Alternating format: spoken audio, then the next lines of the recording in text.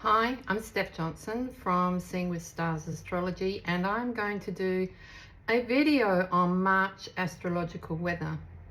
Because if you're anything like me, you may feel like you're in a holding pattern. If you've ever been in the air, I was over Adelaide recently, and they said we can't land yet because of weather or for whatever reason, and you just keep going round and round and round. And at first I was like, yeah, okay, cool, I'm just going to go round and round. And then I was like, not so happy about this. Can we land now? And eventually, of course, you get to the point where you think, yeah, I'm going to be really grateful to be on the ground. Well, astrologically, I think that is affecting us all at the moment. The planets are doing a kind of do-say-do, or a bit of a routine, if you want to call it that, whereby we're moving from Pisces into Aries. But of course, it's not a completely smooth transition. You know, we think, oh great, Mercury's moved into Aries, that's great, it's out of Pisces, so we can stop with the dreaming and the imagination and we can move into action. But no, Mercury's going to retrograde on March 15th. We've also got Venus who's retrograding at the moment. So we think, oh great, Mars has moved, you know, forward, it's moving forward from Cancer into Leo. But okay, now Venus is moving backwards. So it can feel very much either like you're in a holding pattern or like you're going forward, then backwards, forwards, then backwards. And what can you do about this? Well, I think being prepared is a good thing. So knowing this, so knowing that keeping yourself centered within yourself. I mean, if you're like me and you're in Australia and you are watching what I call the Trump-Musk show, it's like watching a Marvel movie, really, isn't it? Or like in the old days, showing my age, an old Batman comical movie whereby, you know, wow, look what's happening in Gotham City. Now that's looking from the outside in. I can't begin to imagine what it would be like to be in America at the moment. People either totally for the slashing and burning that's been done under Mars and Cancer, or totally against it. So what can you do? Well, stay centered. Stay within your own truth. Easier said than done, I know. And with the Pisces, we're coming out of illusion. Pisces is wonderful, imagination's wonderful, but we're also, what I've got here is a whole list of astrological transits for the month that's slipping and sliding around as I talk about Pisces. And that's what we do. We slip and we slide around. So we go, oh, wow, I'd love to do this, or I'd love to do that, or I dream of this. And that's great. Journal those, write them down. And then, of course, as planets start to kind of move into Aries, we start to think, oh, we can begin that now. Well, yes, you can. You can begin to plant seeds.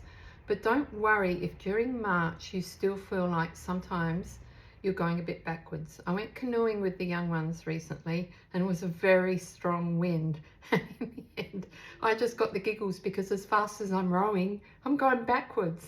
I'm not fit. So what can you do? You can either go ashore for a while and just rest it out. You can keep battling and think I am making some headway, or you can go backwards for a while but still feel like, okay, I'm adding something to this. You know, maybe even if I was going backwards, maybe I was still getting my upper body fit. You know, there are still things that might be happening. So there will be 2 eclipses in March. These are big times. Let me just put my glasses on and check them out for this video. I should know them off by heart, but I keep having to remind myself. March the 14th, that's right, 13th, 14th, depending on where you are, is the lunar eclipse. And then on the 29th of March is the solar eclipse, partial, but it will be seen in some parts of the world, partial. The solar eclipse is in Aries, and the lunar eclipse is straddling, because I always say straddling because the sun and the moon, when there's a full moon, are in opposing signs. So that's Virgo, Pisces. So you can see how we're kind of shifting and changing from Pisces to Aries to Pisces to Aries. Those 2 dates are pretty key ones. So have a look during those times, journal or write down anything that is your aha moment. Oh, okay. And sometimes that is letting go of things. You know, I was talking to somebody this morning about how, you know, I'm not doing podcasts anymore, and it felt a little bit like, okay, when you go to your wardrobe, I don't wear that anymore, or that doesn't suit me anymore, or I've changed. And you, well, hopefully you pass it on to someone else, who is really into it, or you send your clothes to the, you know, the salvos or wherever. But that makes way for the new. So if you're feeling like I really don't know where I'm going, I may be a bit overwhelmed, you know, some Pisces is very watery, so you may feel like you're drowning. Just tread water for a while. Just rest, tread water, see where you're going in the long term. Keep your eye on the long term plan.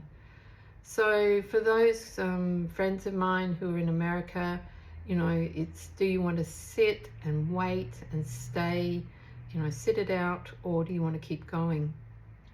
When COVID came, I had friends from all different walks of life, and I remember one friend in particular was very anti-vax. And I said to her, what are you going to do? She said, I'm going to stay at home and sit it out, because sooner or later this is all going to calm down and then it'll become a non-issue.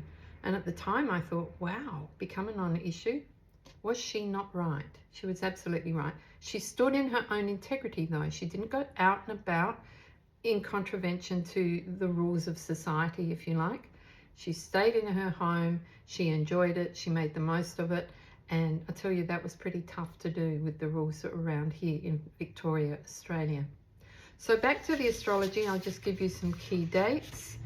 You may feel that life is just a little bit difficult around that lunar eclipse, because the sun is also passing over Saturn. Saturn is involved in that whole scenario, and then Mercury goes retrograde. It goes retrograde on the 15th of March.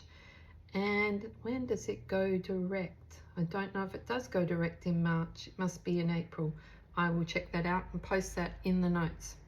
So the sun does move into Aries on the 20th of March, so you may start to feel a little bit of, yep, I'm going forward again. But then, of course, Venus retrogrades back into Pisces on the 27th of March. So you can see how these planets are kind of doing a bit of a dance here. And Mercury does retrograde back into Pisces on the 30th of March. And of course, if you've followed me at all, you will see that on the 30th of March, the planet Neptune goes into Aries. And I've written all about this in my Substack, and I will also have it on my Instagram. So I wanted to come on and do this video because what I wanted to say was, if you're feeling overwhelmed, or if you feel like you're in a holding pattern, keep moving, keep going. It will be okay. Just keep your eye on the long goal, and step by step by step. And also do keep using your imagination, do keep dreaming, because there are still planets playing around in Pisces. And so there are new beginnings coming. 2025 is, we're going to look back and go, wow. But we're in the midst of it now, and it's not quite moving forward yet.